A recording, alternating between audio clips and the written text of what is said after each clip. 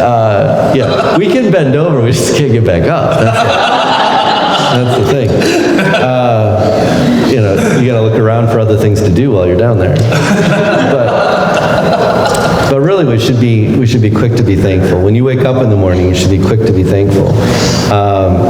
You can say, well, I'm mad because my hand hurts. Well, be thankful that you have a hand that hurts. There are things you can be thankful all the time. So we really need to be quick to be thankful.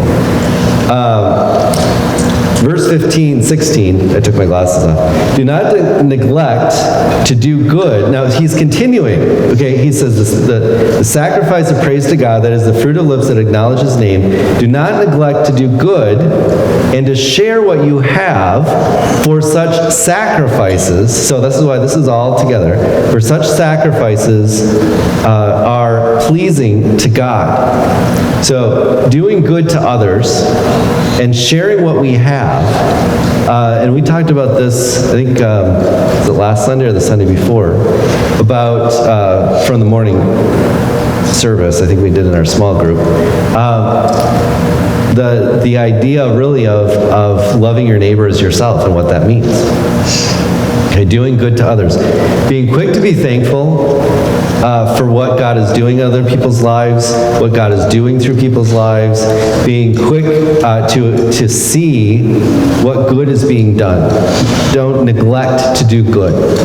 That should be who we are as Christians. And sharing what we have with one another. And part of this is, if we put this in the context of a Sunday morning, part of this is what we do for, what we call them our offerings, but our giving, our sacrifices, sharing what we have for one another in that regard, whether it's our small groups, sharing with one another, whether it's me borrowing John's tools, sharing with one another. These are sacrifices that are pleasing to God. You might not think that when you do good, even if you don't feel like it, you might not think that when you share with others, even if you don't feel like it, don't want to share, I want it all for myself. When you have two kids and you have one piece of cake left, you know the rule, right? One kid chooses. Yeah, one kid cuts, the other one chooses. Why? Because we're by nature selfish, right? You might think those are little things in life. And you might think they don't matter. In fact, most of us will never be recognized for doing good things, because that's the way the world works. Most of us will never be recognized for sharing with other people, because that's the way the world works. But if you think about it in terms of this, if you're living out your Christian life by a life of faith, those things are sacrifices to God, and they are pleasing to God. That's what God wants to see in your life. He wants to see you doing those things. And it's as if you are an Old Testament priest standing in a temple, serving him in the temple. It's as if you are that person, but you are not that person. You get to do this anywhere with anybody. Because this is the Christian life. This is the life that we live now by faith. And we aren't hindered by that. We aren't restricted by that. And these are sacrifices that are pleasing to God. And he's the one we live for. We don't live for the praise of men, but we do live for the praise of God. And so that's how we do our Christian life. All right, on that note, we're about out of time. Is there, and we're at the end of the paragraph. Is there any other questions or comments? Pastor.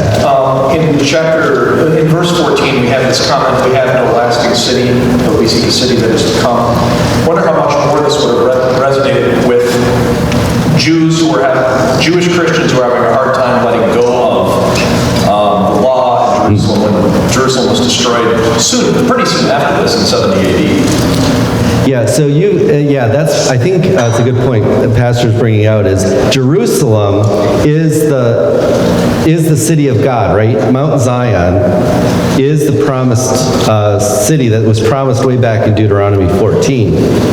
And we'll go to this one. And of course, it's much smaller today because it's not built by faith like it will be someday in the future when Christ comes back. But this was the city of God. And so again, there is in the Old Testament mindset and in the Jewish mindset in the first century, their life revolved around this physical place. In Deuteronomy 14, God says, I am going to appoint a place where you will go and worship me. So this is all throughout Jewish history. Everything points to Jerusalem, and that's why there will be it'll be rebuilt in the kingdom, and Jesus will reign from there, and I think David will be reigning with him from there. And so again, in the mindset of the Jewish people, how can we turn our back on Jerusalem, on this city? Because it's temporary, it's temporal. The author again is saying there is something that is spiritual, and that is our focus in this day and age. We are focused on that which is permanent.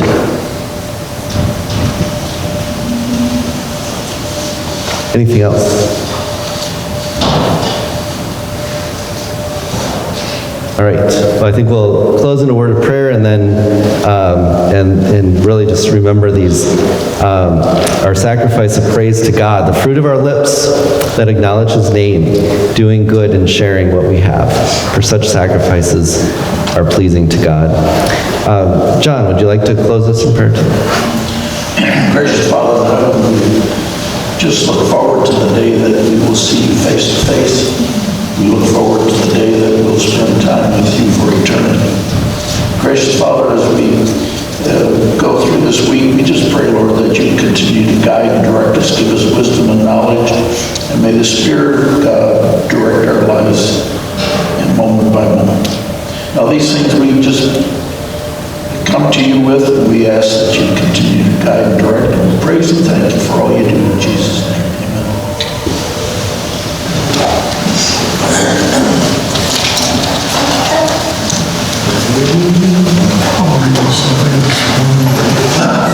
Amen.